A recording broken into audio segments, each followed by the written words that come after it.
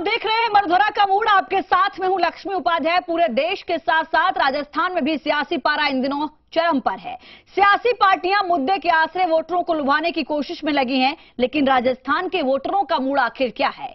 आज हम आपको कोटा, जयपुर और बीकानेर के लोगों का मूड दिखाएंगे। चंबल नदी को कोटा के लिए जीवनदायिनी माना गया है और हर दिन कई लोग इस नदी के जरिए कोटा और बूंदी का सफर 2 जून की रोटी के लिए करते हैं। आज हम चंबल नदी से दिखाएंगे लोगों का मूड और साथ ही जयपुर के लोगों के लिए कौन सा मुद्दा रहेगा सबसे अहम। देखिए रिपोर्ट।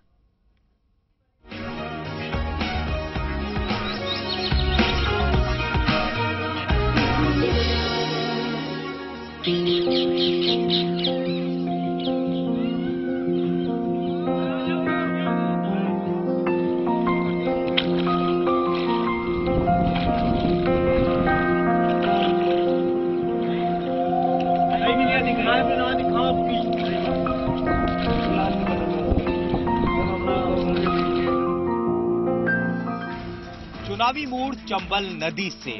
फिलहाल कोटा बूंदी लोकसभा सीट का मूड जानने की कोशिश कर रहे हैं और चंबल नदी के बीचों बीच हैं, जहां पर आप देख सकते हैं कि एक तरफ राजस्थान की लाइफलाइन कही जाने वाली चंबल नदी है, तो दूसरी तरफ आप देखेंगे कि यहां पर ये तस्वीर आपको जो नजर आएगी, ये तस्वीर है केशोरायपाटन की, बूंदी जिले की।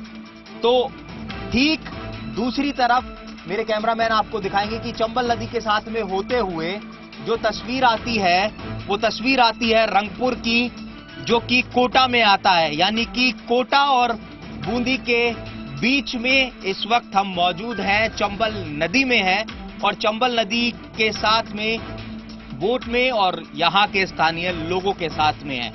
तो बात इनसे बहुत जरूरी है, इनके मूड को जानना बहुत जरूरी है कि आखिर ये क्या सोचते हैं, विकास पर आखिर इनका क्या कहना है, क्योंकि ये ग्रामीण इलाका है। यहाँ पर काम करने वाले अमूमन ज्यादातर लोग मेहनतकश लोग हैं, मजदूर लोग हैं और पूर्ण रूप से संघर्ष करके अपने जीवन का यापन करते हैं। सर, क्या नाम है आपका? अमरलाल। अमरलाल जी, क्या चुनावी माहौल है फिलहाल? चुनावी मोदी का, बीजेपी का माहौल है। फिलहाल विकास कितना हुआ है, कितना नजर आता है? क्योंकि आप लोग मेहनत करते हैं, मजदूरी करते हैं, संघर्ष करते हैं, तो विकास कितना हुआ है? विकास तो ठीक ही चल रहा है। अकेला क्या करेगा? नीचे वाला गड़बड़ करेगा तो अकेला मोदी क्या करेगा? मुद्दे मतलब किन किन, जैसे इस बार जब वोट करने के लिए जाएंगे तो क्या क्या मोदी के आपको क्या क्या फैसले अच्छे लगे आपको? मोदी का तो फैसला अच्छा लग रहा है, हर फैसला अच्छा लग रहा है। मोदी जो भी कर रहा है, जो सही कर रहा है। अब वो अकेला कुछ भी नहीं कर सकता। करेंगे ये नीचे वाले करेंगे, वो तो ऊपर से भेजेंगे, ऊपर से ऑर्डर देगा तो नीचे वाला गड़बड़ करेगा, रिश्वतखोरी करेगा, कुछ भी करेगा तो मोदी क्या कर लेगा? चलिए, आप क्या कहेंगे सर? सही क्या है, हालात है? सही हालात है। क्या सही हालात है बताइए? सब ठीक है, सब ठीक ही चल रहा है। विकास कैसा है? विकास भी चल ही रहा है। चल रहा है। यहाँ पर कोटा और बूंदी दोनों जिले एक साथ आते हैं, चंबल नदी के बीच में। किस तरह से जीवन यापन होता है? जीवन मजदूरी करके ही करते हैं, सब मेहनत रेत निकाल के जीवन पालन करते हैं। सही चल रहा है। चलिए आगे चलते हैं। आप बताइए साहब, क्या हालात हैं जमीनी धरातल पर? क्या मुद्दे हैं जिनको लेकर के चर्चा रहती है? क्या जरूरतें हैं यहाँ? यहाँ की जरूरत है घर घर पानी की व्यवस्था, उसी की समस्या है। बाकी जो भी काम है रंगपुर पंचायत की ओर से करवा दिए गए हैं और हमारे एमएलए साहब माननीय भवानी सिंह जी राजावत ने पानी के लिए आश्वासन भी दिया था कि घर घर पाइपलाइन पहुंचाएंगे। तो अब अभी तक नहीं पहुंची, क्यों? और सप्ताह में नहीं है अब, तो इस काम को करने में असफल रहे।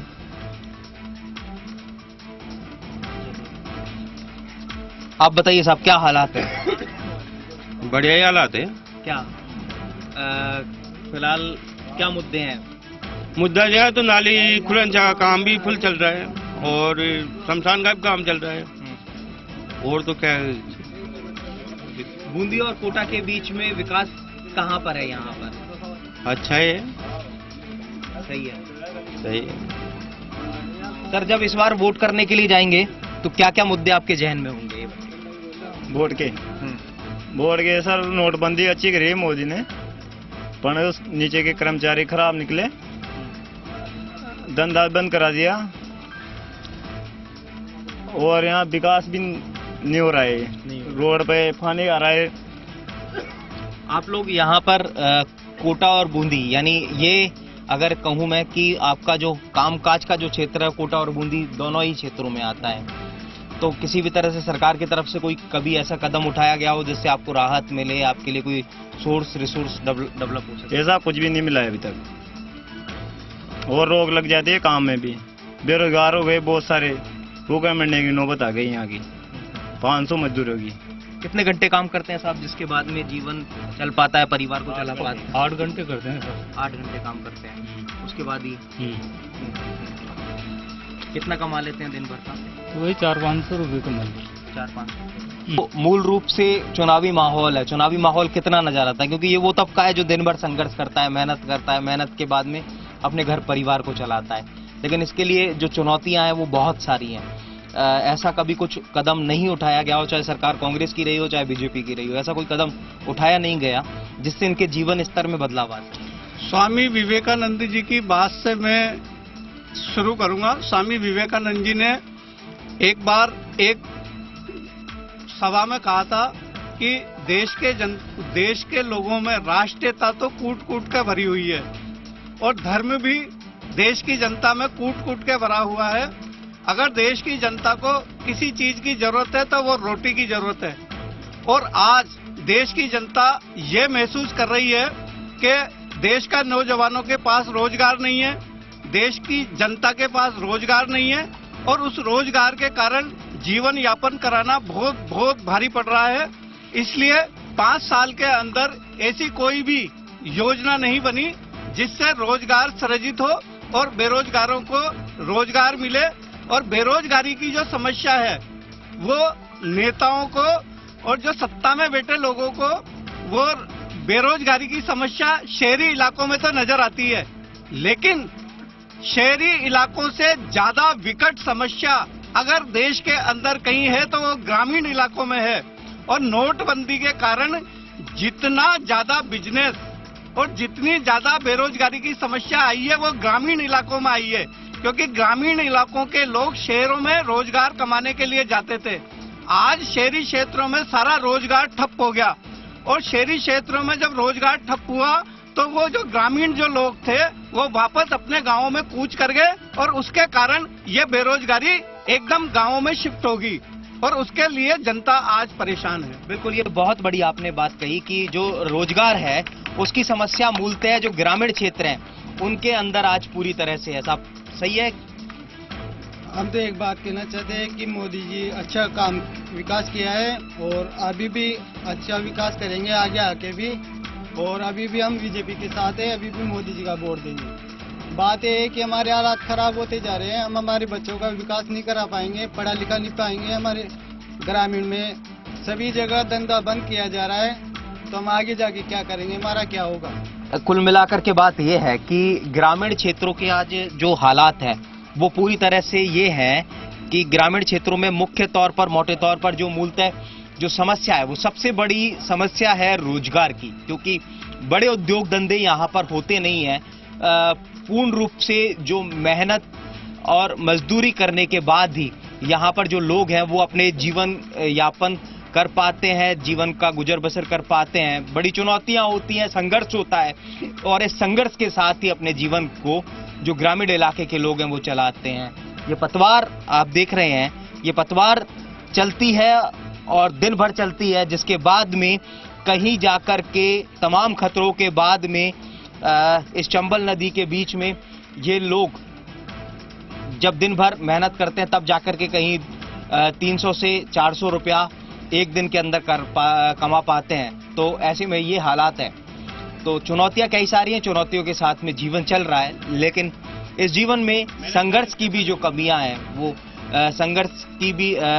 संघर्ष भी पूरी तरह से है और इसी के साथ में ये जीवन यहाँ पर चलता हुआ नजर आता है।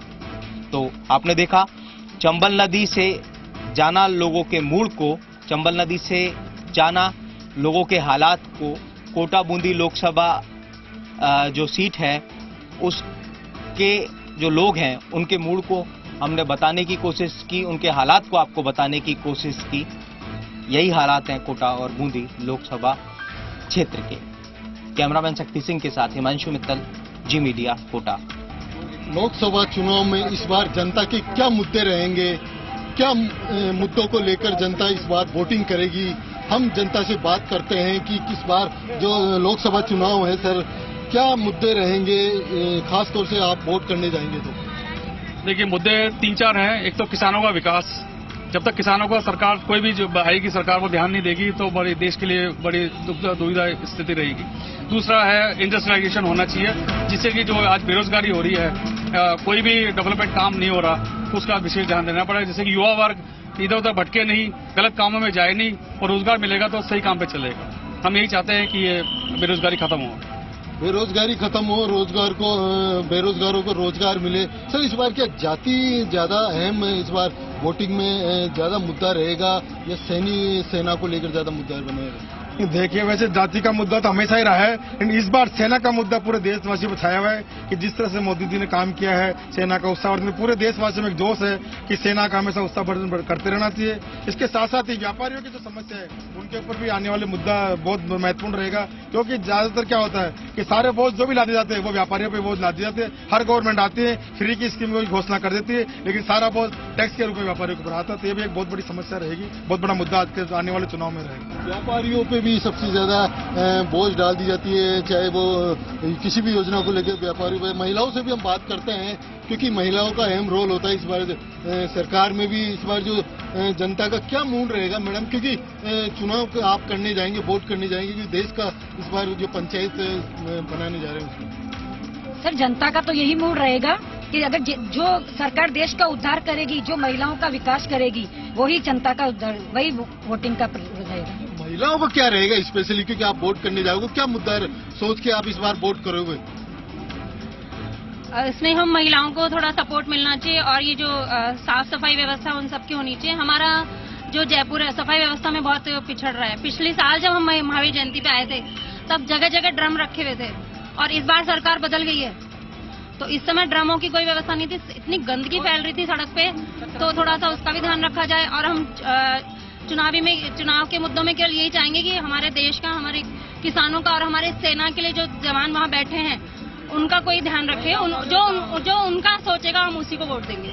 सेना का, किसान का, सभी को लेकर मुद्दा बनाया जा रहा है। सर, आप बताएं कि इस बार जो वोट करने आप जाओगे तो क्या अहम आपका मुद्दा रहेगा, उसको लेकर आप? देखिए, स्थानीय स्तर पे तो हम कैंडिडेट की मेरिट पे देंगे, कैंडिडेट कैसा है उसका भी ध्यान रखा जाएगा। और राष्ट्रीय स्तर पे पूरा देश और हम भी ये चाहते हैं कि एक स्टेबल गवर्नमेंट आए। स्टेबल गवर्नमेंट अपने डिसीजन भी पक्के तौर पे ले पाती है। कोई भी गवर्नमेंट आए वो स्टेबल गवर्नमेंट आए। स्थानीय स्तर पे अभी हमें जयपुर में पानी की बहुत बड़ी समस्या पैदा हो गई है, इसका तुरंत निराकरण करना चाहिए। बहुत गंदगी है, इसकी साफ सफाई और युवाओं को रोजगार के अवसर मिले। सरकारी नौकरियां सबको हासिल नहीं है तो प्राइवेट सेक्टर में या फिर मुद्रा लोन के थ्रू उनको अपने आप कुछ व्यवसाय खड़ा करने का अवसर मिले। बैंक के पास भी युवा जाता है तो मुद्रा लोन के बारे में बैंक का रवैया नानुकुर करने का होता है। इसको और सिंप्लीफाइड किया जाए, कोलेटरल सिक्योरिटी ली जाए, युवाओं को 10 लाख का तो कम से कम व्यवसाय करने का कर्ज दिया जाए ताकि वो अपने घर को चला सके कुछ कारोबार करके। Thank you. तो इस बार क्या है कि सेना को लेकर, युवाओं को रोजगार को लेकर और साफ सफाई, पानी, बिजली, इस सभी अहम मुद्दों को लेकर जनता वोट करेगी। कैमरा पर्सन रवि कुमार के साथ दामोदर प्रसाद, जी मीडिया, जयपुर।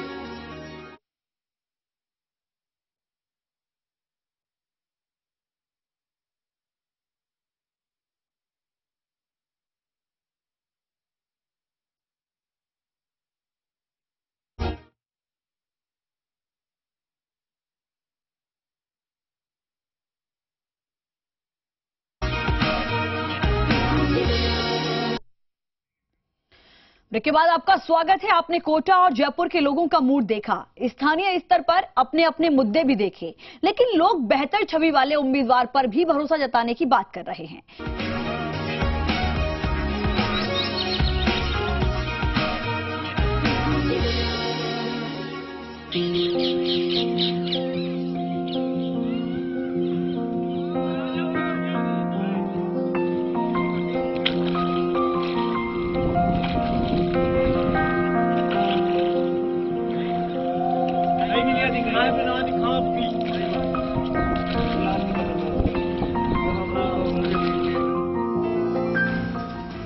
देश के सबसे बड़े चुनाव यानी लोकसभा के आम चुनाव को लेकर व्यापारी क्या सोचते हैं, तमाम व्यापारियों की राय क्या है आने वाले चुनाव को लेकर, उनकी नब्ज टटोलने के लिए हम पहुंचे हैं। मैं मौजूद हूं बीकानेर की कृषि मंडी में, जहां पर तमाम व्यापारी वर्ग हैं, बड़े बड़े व्यापारी हैं। उन तमाम लोगों से हम बात करेंगे, जानने की कोशिश करेंगे कि आने वाली कैसी सरकार वो चाहते हैं, किन मुद्दों पर वो वोट करेंगे, और साथ ही साथ जो 5 साल की सरकार रही है उनसे वे कितना संतुष्ट है। तो शुरू करते हैं व्यापारियों से बातचीत।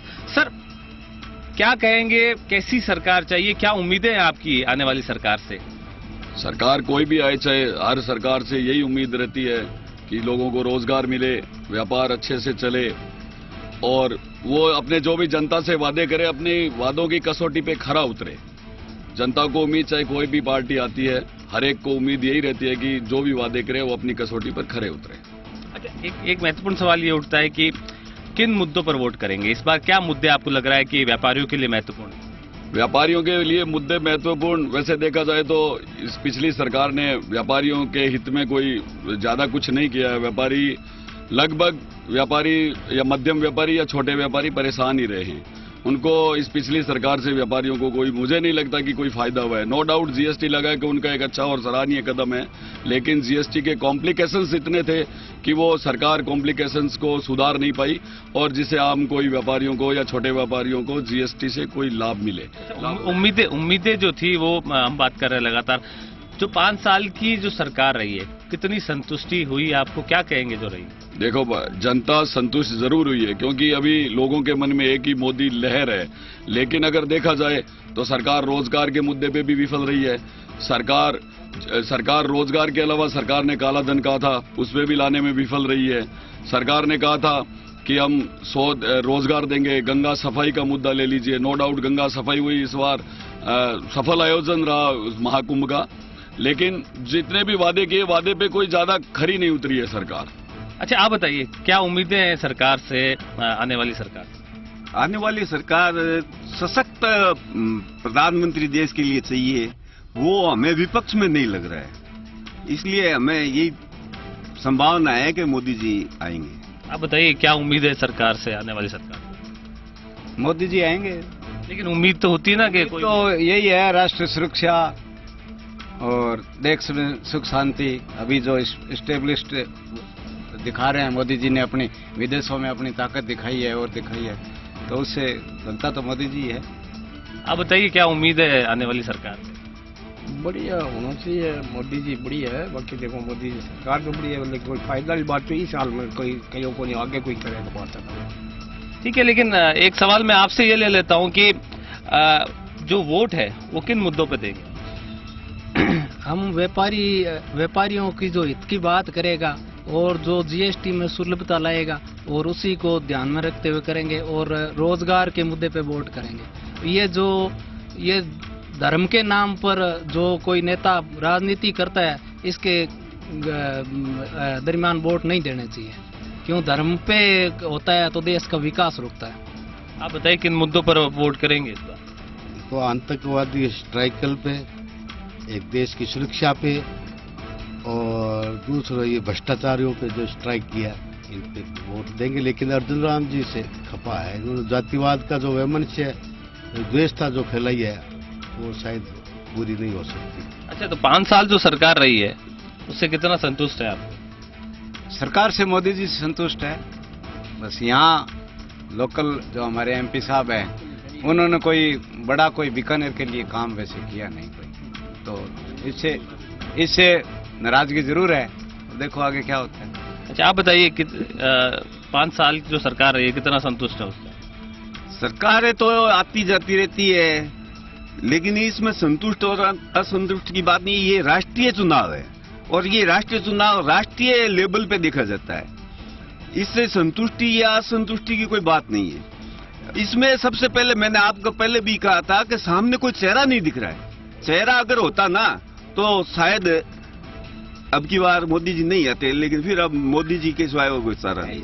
अच्छा, आप बताइए, आप किस तरह से देखते हैं, क्या उम्मीदें आने वाली सरकार से?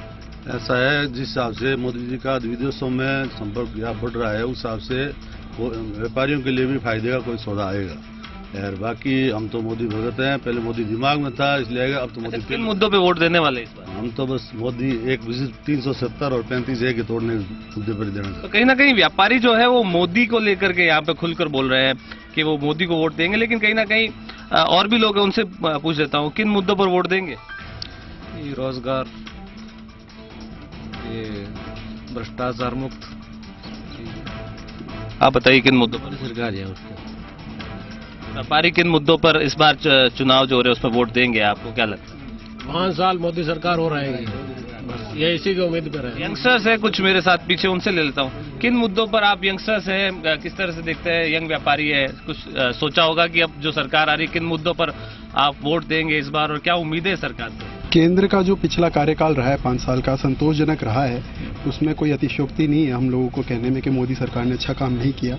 लेकिन कहीं ना कहीं अगर हम लोग ये देखें तो व्यापारी और जनरल कास्ट की जब हम बात करते हैं तो उनकी कोई भी सरकार बात नहीं करती है। तो इस बार हम लोगों के अंदर एक ये रोष जरूर है कि जब कोई भी आप सम्मेलन करते हो तो आप ओबीसी या शेड्यूल कास्ट का करते हो, आप बात करते हो तो सैलरीड की करते हो, वेतन भत्तों की बात करते हो, आप बात करते हो तो माइनॉरिटीज़ की बात करते हो। कोई भी सरकार कभी यहाँ आके व्यापारी की बात नहीं करता है, बिजनेसमैन की बात नहीं करता है, जो यहाँ पे सबसे ज़्यादा टैक्स भर रहा है और जिससे हमारी इकोनॉमी चल रही है।